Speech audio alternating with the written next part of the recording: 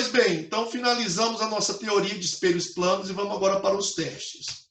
A primeira questão do praticano pergunta o seguinte: Raul parou diante de um espelho plano com uma camiseta na qual estava escrito o seu nome.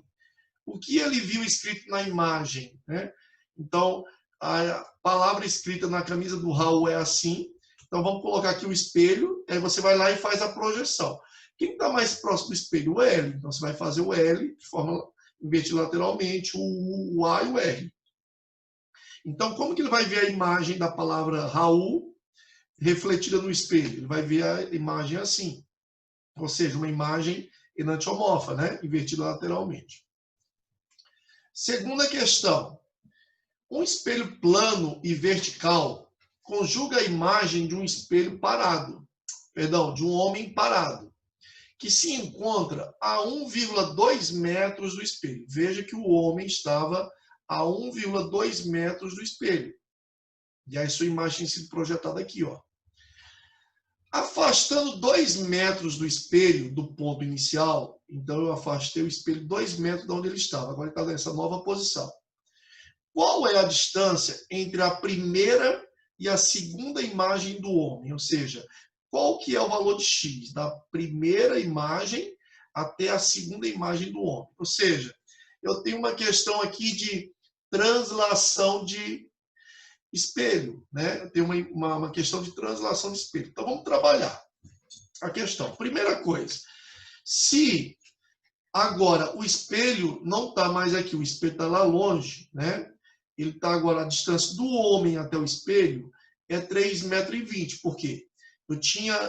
O homem estava a 1,20 metros. Como eu afastei o espelho 2 metros, ou seja, transladei o espelho 2 metros, 2 mais 1,20, o homem está agora a 3,20 metros do espelho. É claro, portanto, que a imagem do homem também está a 3,20 metros do espelho, né?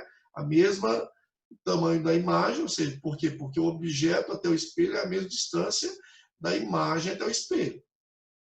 Mas não foi essa a pergunta. A pergunta é qual é a distância da primeira imagem para a nova imagem, ou seja, com essa distância x. Então, eu também sei que a distância da imagem, da primeira imagem até o espelho, ela era 1,20 metros. Por quê? Porque a distância do objeto até o espelho também era 1,20 metros, né? Portanto, eu também posso concluir que essa distância da primeira imagem até a segunda posição do espelho, né, ela vai ser 0,80. Por quê? Porque aqui eu tenho 2 metros da primeira posição do espelho até a nova posição do espelho. Então, 1,20 metros mais 0,8 dá 2 metros. 2 metros menos 1,20 metros dá 0,8.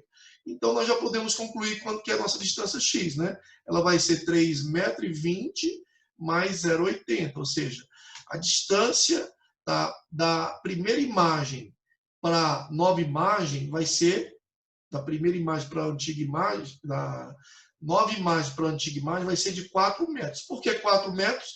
O dobro do que transladou o espelho. Lembra que eu falei para vocês? A imagem transladará o dobro que transladou o espelho. Se o espelho transladou 2 metros, a imagem irá transladar o dobro, 4 metros. Terceira questão. Sobre o vidro de um espelho plano, coloca-se uma moeda e verifica-se que a distância entre a moeda e sua imagem é de 10 milímetros. Qual é a espessura do vidro desse espelho?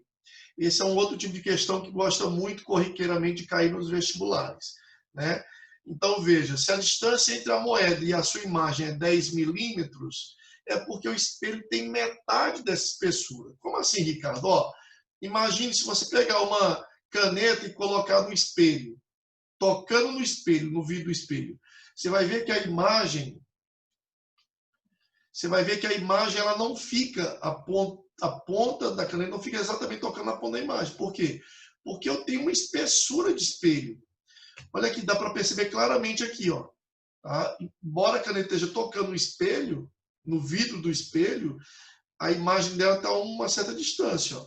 Então, se essa distância aqui é 10 milímetros, qual a espessura do vidro? Eu coloquei essa imagem para vocês entenderem. Ó. Se eu colocar o lápis tocando no vidro do espelho, veja, né, eu tenho vidro, e só depois do vidro eu tenho a camada de prata, ou seja, eu tenho, ali, digamos, o papel alumínio, que vai refletir minha imagem. Então, olha só, se o lápis estiver aqui, o que vai se formar dentro do espelho? Ou seja, quais são as imagens que vão se formar dentro do espelho? Primeiro, eu vou ter a mesma espessura do vidro formando aqui, para depois formar a ponta do lápis, entendeu? Por isso que eu tenho esse espaçamento aqui, ó, entre a ponta da caneta e a imagem da ponta da caneta. Portanto, eu pego esses 10 milímetros e divido por 2. Por quê? Essa distância daqui para cá, metade é o vidro e metade é a imagem do vidro. Portanto, no caso aqui, a resposta seria metade de 10. 5 milímetros seria a espessura do vidro desse espelho. Às vezes você compra um espelho e pede lá um espelho com vidro de 10 milímetros e o cara, para economizar, vai te vender um espelho de 8 milímetros. Se você fizer esse teste, você consegue, inclusive, descobrir se ele não te enganou, por exemplo. Tá? Quarta questão. Um raio de luz incide sobre um espelho plano, formando com ele um ângulo de 27 graus. Qual é o ângulo de incidência e o ângulo de reflexão? Tá? Então, aqui é uma questão bem simples, nós vamos trabalhar com a segunda lei da reflexão. Lembra que, eu coloquei essa imagem para vocês entenderem, lembra que a primeira lei da reflexão diz que o raio incidente, o raio refletido e a linha normal são coplanares. E a segunda lei diz que esse ângulo de incidência é exatamente igual ao ângulo de reflexão. Vamos ler novamente o enunciado. Um raio de luz incide, ou seja, esse raio incidente, sobre um espelho, incide sobre um espelho plano, formando com ele, ou seja, o raio formando com o espelho um ângulo de 27 graus. Então, esse ângulo entre o raio incidente e o espelho é 27 graus. Tá? A pergunta é, quanto que é o ângulo de incidência e o ângulo de reflexão? Então, se você sabe que o ângulo entre a linha normal ela é perpendicular ao espelho, ela é um ângulo reto, um ângulo de 90 graus. Portanto, nós sabemos que o ângulo de 90 graus seria a soma dos ângulos complementares 27 mais I. Né? Então, 90 menos 27, eu vou ter 63 graus. Ou seja, esse ângulo é 63, mais 27 forma um ângulo de 90 graus. É claro que se o ângulo de incidência é 63, o ângulo de reflexão será igual, porque é isso que afirma a segunda lei da reflexão. Ângulo de incidência e de reflexão, portanto, são iguais a 63 graus. Quinta questão. Qual é o ângulo formado por dois espelhos planos, sabendo-se que o número de imagens formadas do objeto colocado entre eles é 5? Ou seja, tá? Vamos colocar aqui, eu coloquei para vocês relembrar a fórmula, tá? A questão está dizendo que o número de imagens formada pelo... qual é o ângulo? Ele está perguntando qual é o ângulo alfa formado pelos dois espelhos, sabendo-se que o número de imagens formadas do objeto colocado entre eles foi 5. Então, vamos aplicar. Então, vamos substituir o número de imagens, foi 5 imagens formadas pelo objeto, o ângulo 360 por alfa menos 1 da fórmula, nós vamos achar o alfa.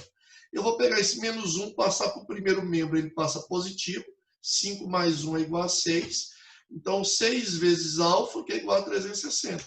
Logo, alfa é igual a 360 por 6, portanto, alfa é igual a 60 graus. Ou seja, se se formaram 5 imagens, é porque o ângulo de associação entre os dois espelhos é de 60 graus.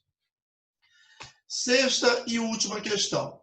Tá? Qual é o número de imagens formadas por dois espelhos planos que formam um ângulo de 45 graus entre si, entre os quais é colocado um objeto? Então, vamos lá. Nesse caso aqui já me deu o ângulo, né?